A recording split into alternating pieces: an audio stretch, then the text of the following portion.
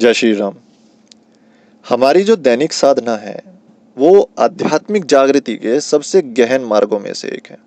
हम जो डेली पूजा पाठ करते हैं या योग अभ्यास करते हैं या प्राणायाम करते हैं, जो भी दैनिक साधना आप जीवन में अपना रहे हैं, वो जो है हमारी आध्यात्मिक जागृति का एक बहुत गहन मार्ग है। बहुत से लोग इस चीज़ को नहीं समझ पाते, बीच में छोड़ देते हैं, लेकिन जो डेली करते हैं या फिर जो बहुत सालों से अपनी इस दैनिक साधना को निभा रहे हैं, वो इसके महत्व को जानते हैं। और उनकी कितनी उन्नति हुई है ना आध्यात्मिक और भौतिक मार्ग में, वो केवल वही जानते हैं। देखिए, ये केवल अनुष्ठानों का या अभ्यासों का एक सेट नहीं है, उससे बहुत ज़्यादा है। ये एक नियम है, एक प्रतिबद्धता है, आत्म अनुशासन है। और भक्ति के अभ्यास से बताऊं तो उस माध्यम से ये आध्यात्मिक विकास को बहुत ज़्यादा बढ़ावा दे देती है। आप एक उच्च कोटि के साधक हो जाते हो अगर आप भक्ति के उस पे अपनी दैनिक साधना कर रहे हो। तो ये एक सहारा होती है जो हमें अपने आध्यात्मिक अभ्यास में स्थापित करती है। जीवन में हमारे जितने भी उतार चढ़ाव आते हैं ना, तो उसमें ये बहने से हमें रोकती है। आप प्रेमानंद महाराज जी की वीडियो देखते होंगे, उसमें वो क्या कहते हैं कि जीवन में साधना बहुत जरूरी है। तो ये वही साधना है, आप इसको दैनिक साधना में लेके आ सकते हैं, जैसे पूजा पाठ के माध्यम से या योग अभ्यास के माध्यम से या केवल प्राणायाम के माध्यम से भी। एक क्रिया योगी की साधना, उसका क्रिया योग का अभ्यास होता है। एक भक्ति मार्ग पर चलने वाले भक्त की साधना, उसकी पूजा पाठ होती है। ठीक है। एक योगी के लिए योगाभ्यास उसकी दैनिक साधना हो सकती है। तो आपको जो पसंद है आप उस दैनिक साधना को अपनाएं। और आपको इस चीज़ की शुरुआत कैसे करनी है वो मैं आपको इस वीडियो में बताता हूँ। पहले तो आपको ये सोचना चाहिए कि ये सिर्फ एक शौक नहीं है। ठीक है। बहुत से लोग जिम करते हैं, वो इस उम्मीद में जिम शुरू करते हैं कि यार यार मेरे को बॉडी करनी है, तो उनके लिए वो साधना है, वो डेली जाते हैं, लेकिन बीच में फिर छोड़ देते हैं। योगा अभ्यास करने के लिए बहुत से लोग कोशिश करते हैं, योगा क्लासेस ज्वाइन करते हैं। ठीक है, उसमें एडमिशन लेते हैं। आजकल तो ये बिजनेस हो गया है बहुत बड़ा, लेकिन बीच में छोड़ देते हैं। तो जो भी आप कर रहे हो ये शौक के तौर पर ना करो। पहले आपको यही सोचना है कि मैं जो कर रहा हूँ ये शौक नहीं है। शौक और साधना के बीच एक बहुत बुनियादी अंतर है। शौक आपके मूड के अनुसार बढ़ाया घटा सकते हैं ना, उसको छोड़ा भी जा सकता है। लेकिन साधना के लिए आपको दृढ़ता की होती है। यह आपके उच्च स्व के साथ एक रिश्ता बनाता है, जिसके लिए अटूट नियम, एक समर्पण की जरूरत होती है। जैसे सुबह की ठंडी फुहार आपको जगा देती है, वैसे ही आध्यात्मिक अभ्यास जो है आपके उस स्पिरिचुअल लेवल को अनलॉक कर देती है, उसको जगाने में मदद करती है। सेकंड जो इसमें आपको करना होगा कि इस अभ्यास के लिए आपको सही चुनाव करना है। अभ्यास कोई ऐसा शब्द नहीं है जो हर किसी पर फिट बैठता हो। ये आध्यात्मिक अभ्यास का एक रूप है जो आपकी आंतरिक प्रकृति और ये जो आध्यात्मिक उद्देश्य आप लेकर चलोगे उस पर निर्भर करता है। कुछ लोगों को ध्यान की शांति में सांत्वना मिल सकती है। बहुत से लोग ध्यान करते हैं सिर्फ, तो उसको उसमें सांत्वना मिल रही है।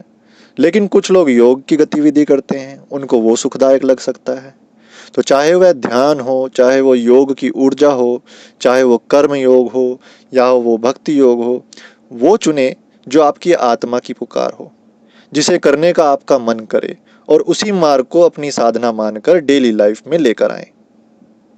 शुरुआत के तौर पर किसी आध्यात्मिक शिक्षक या किसी संत के मार्गदर्शन से आप इसको शुरू कर सकते हैं, और वो फायदेमंद भी होता है।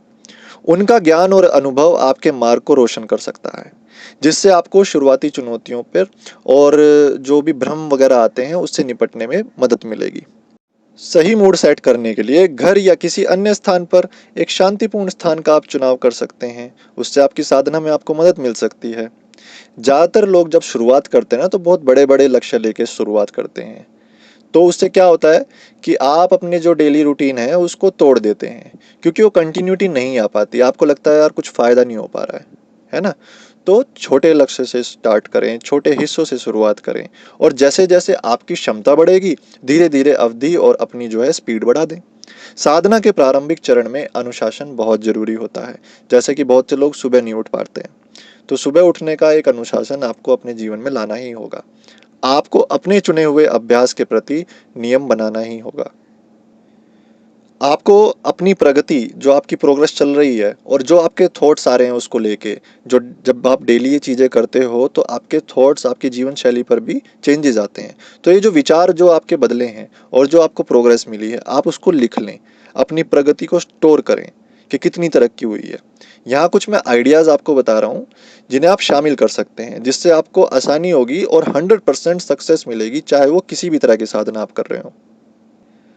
तो सबसे पहले तो आपको प्रत्येक दिन किए जाने वाले कोई भी अभ्यास हो उसको लिखो।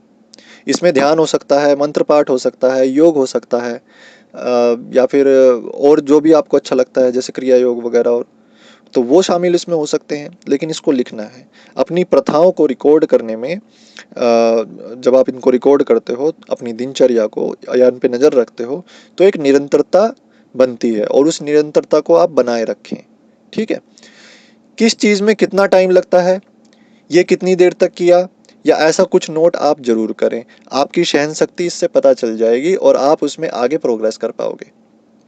तीसरा, प्रत्येक सत्र के दौरान या प्रत्येक जो भी आप इसमें क्रिया करते हो, आपने क्या अनुभव किया, ये नोट करके तो जरूर रखें। इसमें शारीरिक संवेदनाएं हो सकती हैं, आपकी भावनाएं आ सकती हैं, विचार हो सकते हैं, गहरे आध्यात्मिक अनुभव इसमें शामिल हो सकते हैं।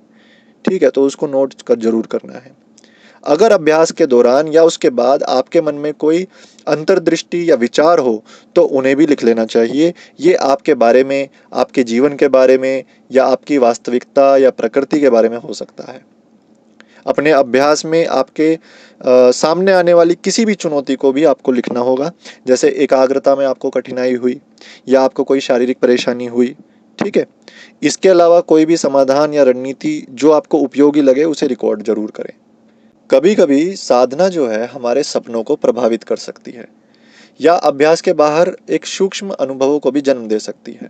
आपने बहुत सारे लोगों को सुना होगा कि मैंने ये चीज़ करी और मुझे इस तरह का कुछ अनुभव हुआ। तो इनका रिकॉर्ड रखने से दिलचस्प जानकारियां आपको मिल सकती हैं।